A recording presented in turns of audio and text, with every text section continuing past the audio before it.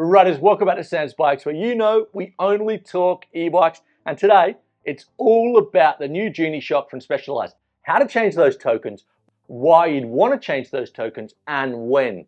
I'm also going to let you know my favorite setup, and I'll give you a few setup options for the bike park or the trail center. So let's get to it.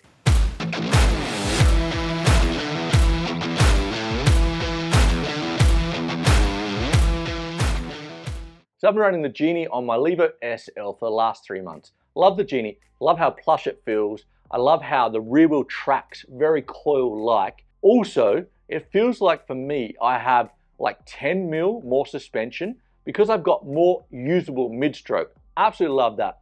But the best thing about the Genie is how easy it is to set up. And you know I love to geek out on all the suspension settings. So I've done all the testing on, I've filled it up with tokens, ridden it without tokens, and for me, the best setup is the stock setup. How your bike's gonna come is in 1 token in the XC sleeve and the 0.2 token in the eyelet sleeve, and that's how I ride it. So if you legend riders have just got your Stumpy or your Levo with the Genie, I strongly recommend you set your sag to 30%, set your compression to rebound how you like it, and just go out and ride it with the stock configuration before doing any changes. And that is for the lighter rider or the heavier rider, or even that really aggressive rider that typically would feel their shock with tokens because the suspension buffers at Specialized really have nailed the bass tune.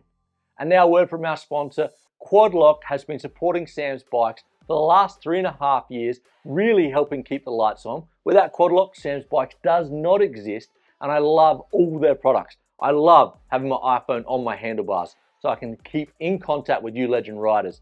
And in my home office, in the camper van, they're just an absolutely great product. I can definitely recommend them.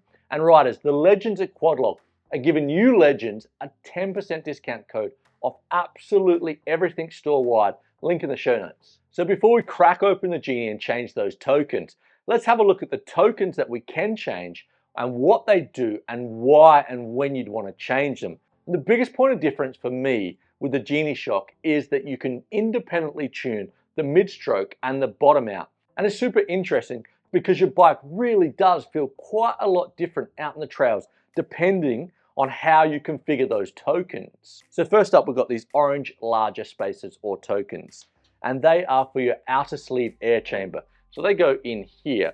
Now, the stock configuration is 1 token. Now, these orange tokens are going to be in charge of your mid-stroke, so how plush your suspension feels or how progressive. So stock setting 1. Now, if you want it to be more plusher, you would take out 1 token. If you want it to be more progressive, you put in maybe 2 or 3 for the maximum 4 tokens. And then you have the eyelet tokens, which are in charge of bottom out or end stroke resistance. So you have 3 options here. You can run the Genie with no tokens at all, or you can run it in the stock configuration 0.2, or you can run it in 0.4. So if you're a massive jumper and you're at the bike park and you're doing big hucks, a 0.4 would probably be the best option. And as I said, riders, I'm running my Genie in the stock token setup. But let me give you a few scenarios of how I would set up my Levo if, let's say, I was going to the bike park or a trail center. So if I was going to the bike park, I'd obviously slacken it out, put it in the slacker setting. I'd flip the chip to the low setting. I'd definitely run it as a mullet. And with the Genie setup, I would probably run it with no tokens, so it was really plush, and probably 0.2 because I don't jump massive and I don't do really big drops. But if it was a really big place, I might use the 0.4. And then for the trail center, like fast flow trails, I'd probably set the Levo up as a 29er. I'd also set it up in the steepest headset angle and probably in the high bottom bracket, so the high of the flip chip. And for the Genie, I probably wouldn't have any eyelet spacer or maybe the 0.2. And with the tokens, I'd probably run it with 2 or 3 of the orange tokens. So the bike's gonna sit up, it's gonna be really sort of agile and like a little trail whipper. And the crazy thing is, riders, you can make all those changes in about 10 or 15 minutes. Okay, legend riders, now we're going to change the tokens in the Genie. So we are going to need some paper towel, a couple of aluminium bowls to put the bolts in, some Allen keys, a 6 and a 4, shock pump, a torque wrench when we're putting the shock back on the bike, obviously the Genie Shock, and some tokens, and 2 shifters or a vise and a shifter, a picker, latex gloves are optional, and the oil, the 20 weight gold fox oil is optional as well.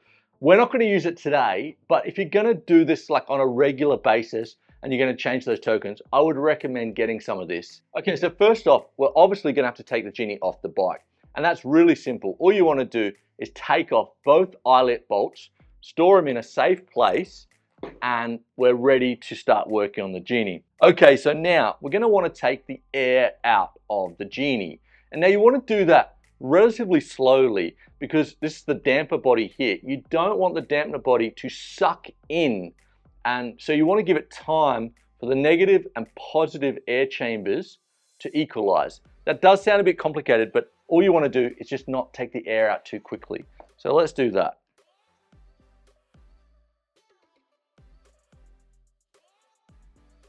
So we're just going to go. Okay, so the air is out of the Genie now, and you'll see the dampener body has retracted a little bit into the air can, but not a huge amount. Now, if you see it come up to like only show about 20 mil here, so that means you have taken the air out too quickly. You want to repressurize the system, so go up to like 50 or 100 psi, and then take the air out slowly. And we also want to get our picker and just make sure we've got all the air out. So we'll just grab our picker here. Okay, so now that is 100% empty. One thing I didn't mention is your climb switch needs to be off. So the next step is we want to take off the outer air can here. So how we do that is we want to take off this circlip. Now in the past, I found this quite difficult to do because it's actually like the outer can or the sleeve here is putting pressure on the circlip, and it makes it difficult to get off. But if you put pressure on the shock, you obviously want a towel or something to protect your shock.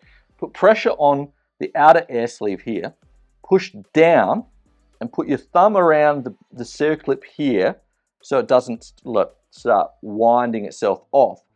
So we put pressure down here, takes pressure off the circlip, and we should be able to just get our picker in there quite simply, and then just sort of chase it around, and it comes off pretty simply, like so. Get the circlip, make sure you put it in your bowl, keep it nice and safe. Okay, so now the circlip's off, we're going to turn the shock the other way around, and what we want to do is we want to take the outer sleeve off and push it down. You want to make sure you do that very straight. You don't want to sort of like cross it because you can catch a seal. And the easiest way that I've found is to get both hands, put a fair bit of pressure, and just push straight down like that. So now the outer sleeve is off, and we have 1, 2, 3 seals here and the orange token. Now, if we want to add another token, actually clip together, doesn't really matter where you put them, as long as they go in this section just here. And you have a maximum of 4 tokens. As you'll see, I put my gloves on because this area here has a little bit of oil, and that is the 20 weight gold, the fox oil. And so you don't want to touch it too much because obviously it's got oil. And also you want to make sure you put it down on a clean bit of paper. I wouldn't put it down on a towel because it could pick up, little bits of residue. So we're going to put that down. So now we're going to take off the inner air sleeve so we can obviously change and show you how to replace these tokens. So if you had a vise, you quite simply put the vise in the eyelet here and lefty-loosey to take it off, so anti-clockwise, quite simple. But I don't have a vise. What we want to do is to get one of our shifters on the top eyelet here, and then get our other shifter, tighten it up, and that's tightened there, and we just want to go down, so anti-clockwise, and it will start loosening off. Now when the pressure's off, you can just loosen it off by hand. Okay, the inner air sleeve now is completely loosened off. All we want to do is put a bit of pressure on it, and it comes all the way down, and now that is off. Again, we want to put that in a paper towel and keep that in a safe spot because there's a lot of oil on that. So now, that is what our shock is looking like. Okay, so now that's open. Now, you'll see there's a little like sort of rubber bumper here, and then a spacer, and then the bottom out token.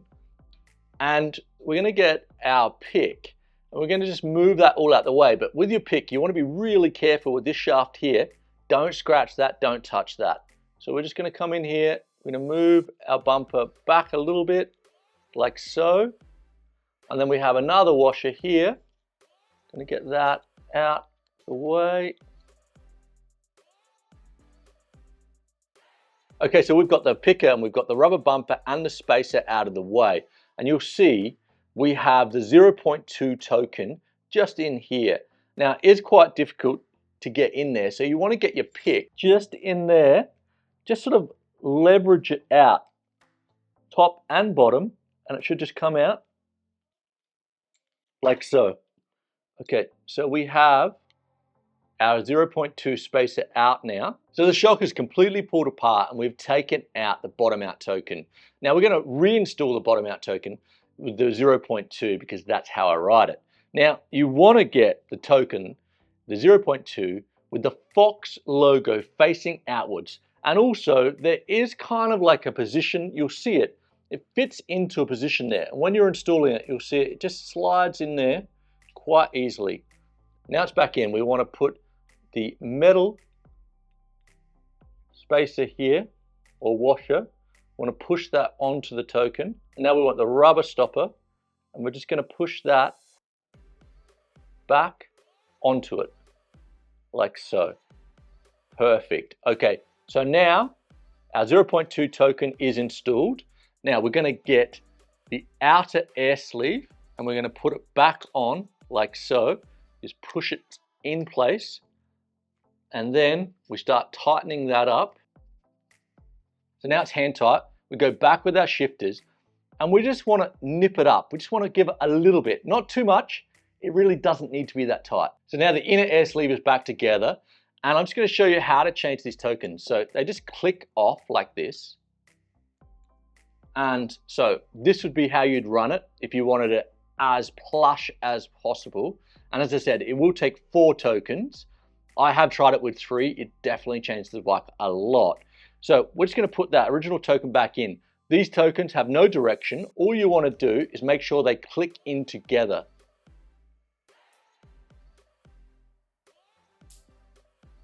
Okay, so now we're going to put the outer sleeve back on. And you know, when I first did this, I actually made a mistake and I put the air can on a little bit of a diagonal and I dislodged one of these seals here. And it really threw me out because the shock was pressuring up, but it wasn't holding 100% pressure and I was blowing through the travel. So you want to make sure that all these little seals are still in their like rails or area 100% straight. And also this sleeve is directional. So you want to make sure that, well, it's not going to go the other way. If you try and put it in the other way, it's just not going to go. So it only goes in one way. You put it in, get it nice in its spot. Make sure you haven't sort of dislodged any of those seals. Then put it down on your paper towel. You just want to put a bit of pressure and you'll hear a click. So now that's in place. Now the last thing we want to do is get our circlip. And the circlip should go in much easier than coming out. So you just want to sort of go around there and your circlip's in.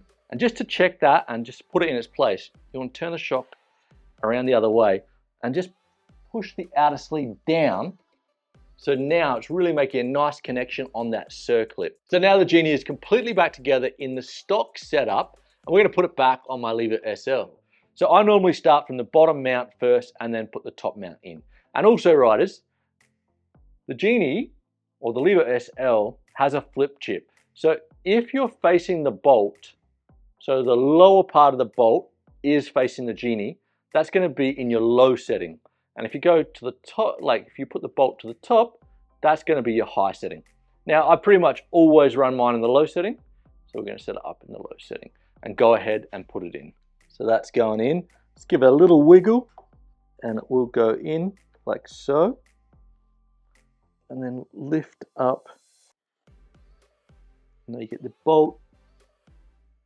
Now, when I'm doing the shock, I actually don't torque either bolts until it's in its place because it's easier to move it around when it's not fully tensioned. And then to put the top mount in, it's a bit of a wiggle and it's really good to have it in a bike stand. So you want to move around the rear chainstay until you line it up and just push it through. So now the Genie is back in place and we've tightened both mounts up by hand.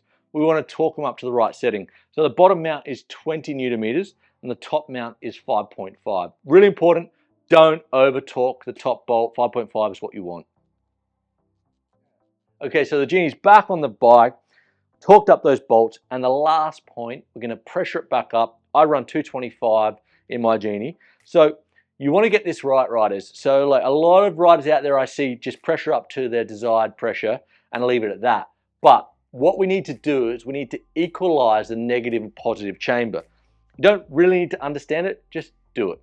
Basically what we're going to do is we're going to go up to 50 PSI. So we're at 50 PSI now. What we're going to do is we're going to cycle through the suspension 5 times to around 40 or 50% of the travel. Then you go down to about there. 1, 2, 3, 4, 5. So that is equalizing the negative and positive chamber there. And we're going to repeat that at 100 and 150 at 200, and then we're done. So there you go, riders. The Genie's back on the Levo SL. It's pressured up 225. We've equalized the negative and positive chambers. So it's ready to rock. Now, I hope you enjoyed this video. Put it in the comments if you have any questions. Love to help. And riders, you know it. If you have not subscribed to Sam's Bikes, please do. Share it with like-minded people. And we're going to see you soon.